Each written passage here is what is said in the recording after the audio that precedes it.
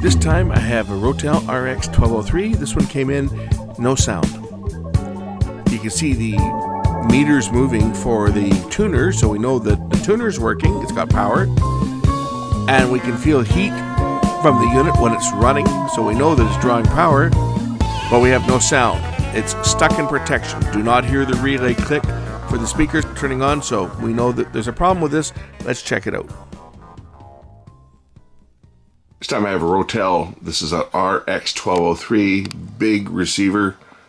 This one came in to be serviced, and there's no sound on any inputs. I got just the AM and FM lights light up here. I don't even see it picking up a signal. When I spin the dial on AM, oh, there's a little bit of signal there.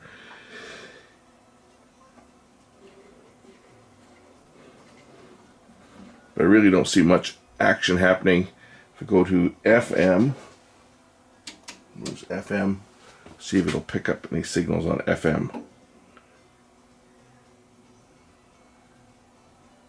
Okay, the stereo light lights up, but there's no sound.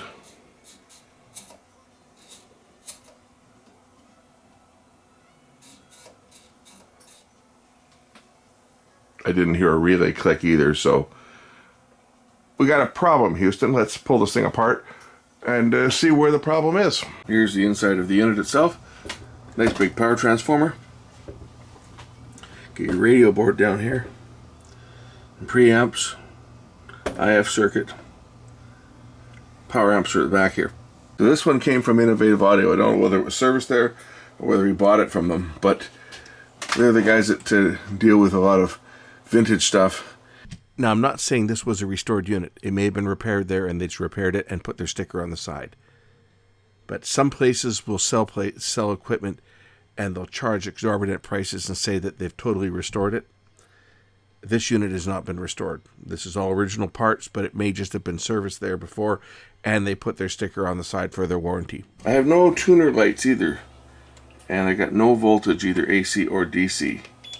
So this might be our problem. We may have lost a voltage, and that's why the amplifier's staying in protection.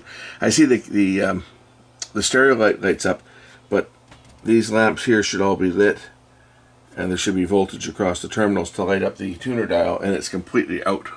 Let's measure the power. A couple of fuses here. Got 15 volts AC there, 15 volts AC there, 6 volts AC there. Nothing here. I think that fuse might be popped. Shall we check it? 35 megohms. Yeah, I think this fuse is dead. Is that all that's wrong with it? Let's put a new one in and find out. Got a fresh 2 amp fuse. Pop that in. Is that all that's wrong with this thing? Hey, my dial lights came back. What do you bet the sound comes back?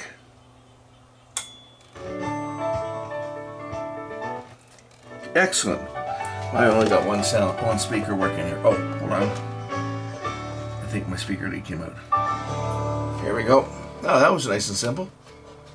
I was hoping this was going to be more of a challenge than that because I ain't going to make much money off of changing a fuse, but the guy that owns this will be very happy that that's all that was a fuse. Where'd my left channel go? Did my speaker lead come out for that too? Oh, yep.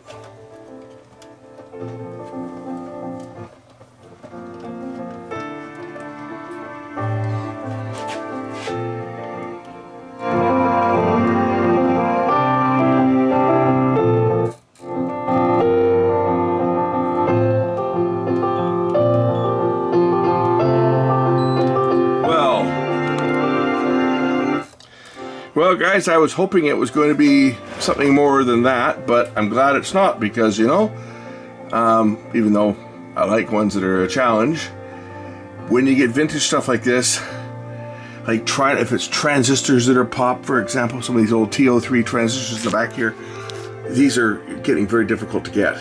So I'm glad it's not transistors or something that's popped because getting these is getting difficult.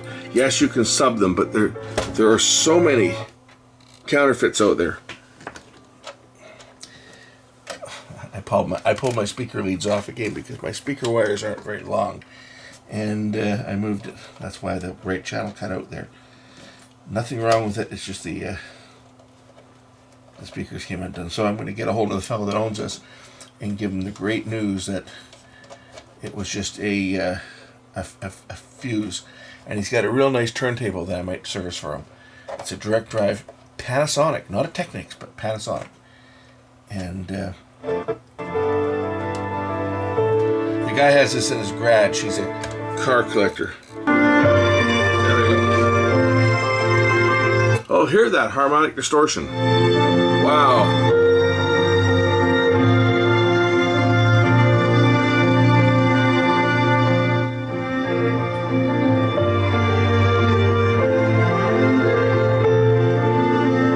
Anyway, I'm glad. I'm really glad that it wasn't something more serious than this, and the owner of it will also be glad, because, as I was mentioning before, sourcing these old parts is very difficult these days.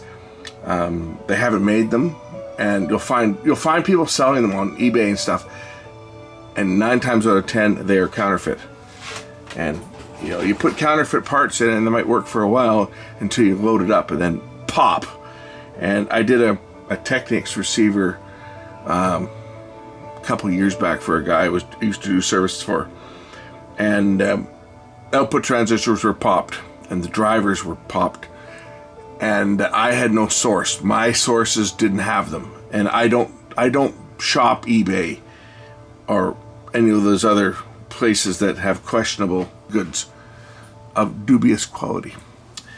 Anyway, he got the parts, and I did on the video. I showed us that, you know, these look like they're fakes. They look like they've been renumbered. They just don't look the same as the original parts, even though they had the same numbers. They didn't look quite the same. And I put it in, and everything seemed to work fine. I completed the video and everything. And then I figured I would do a load test on it, and I did a load test with resistors, and put the scope on it and just put a tone on it. And when I cranked it up and let it run for a while, pop, it blew up again. And I told the guy, I said, hey, you know, this was the cheap parts that you bought. Of course, it's my fault. It's my fault that it blew up, right? He was mad at me because the new parts failed. But I was really nervous about these new parts because they say they didn't look like the originals, and they didn't last. They were counterfeit, obviously. I don't remember whether I ever put the video up. I did film it when it popped the parts, but I don't know that I ever put that one up or not. I'll have to look and see whether I ever put the follow-up for when the parts blew up. Anyway, this one is good. I'm going to phone the guy who owns this one and let him know that, hey, the good news is his stereo is fixed, and we'll get this one off the bench and get it back to him. But and my first clue on this was when I fired it up. No dial lights. So as soon as I saw no dial lights, I'm thinking, yeah, we probably have a power supply issue with that fuse right there. Low voltage circuit. Obviously, the preamp is on there, and without the preamp working, the protection circuits also aren't working. They're in a shutdown state. What is that? Okay, what is that metal bar just sitting there for? That was obviously screwed down to the cabinet, but it shouldn't have come off. If there were screws to remove on the cabinet, why did that come off? Just sitting there. Anyway, let me get this thing back together. This is where that metal plate was. I guess it's to support the cabinet. But you know, when you're opening the unit up and you've got screws on the top and the side, you automatically remove all the screws you think are going to hold it down. Looking from the outside, that looks like this is screwed down to something on the chassis, and actually it's not. It's just screws that went into a bracket. Now, had that metal bracket slipped and touched some of these things, we could have had a major problem here. Thank God it was resting on the wires and not making contact. But that is a dumb design. That is stupid. Like, why would Rotel have done that? Right? And if they had, why not rivet it in or something? Not screws that someone taking it apart would remove. You know, maybe the service manual says don't remove these screws. But not everybody has a service manual. When you're opening something up, you start removing screws. And having parts that can drop inside, I mean, had this had power to it and someone was taking the top off it to do tests, and they took out these screws not realizing that this thing was just stuck down and it's just a support, that could drop into the circuitry and cause a hell of a lot more problems. Thank God it didn't. Anyway, it's time to put this one back together. So say it goes together pretty easy because there's just basically 4 screws in the top and 2 screws on each side. And you don't remove those ones. Anyway, this was good.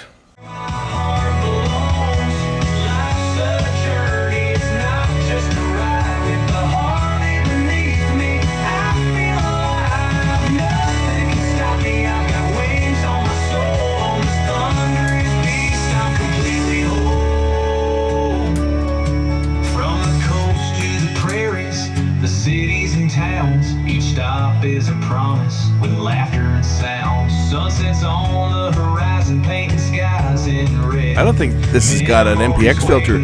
I can hear through the speakers the pilot tone from my little transmitter that I'm playing this through, and hear it whistling in the background as I move around. With each twist and turn, I'll leave my fears behind. Along this Harley of mine, freedom's defined.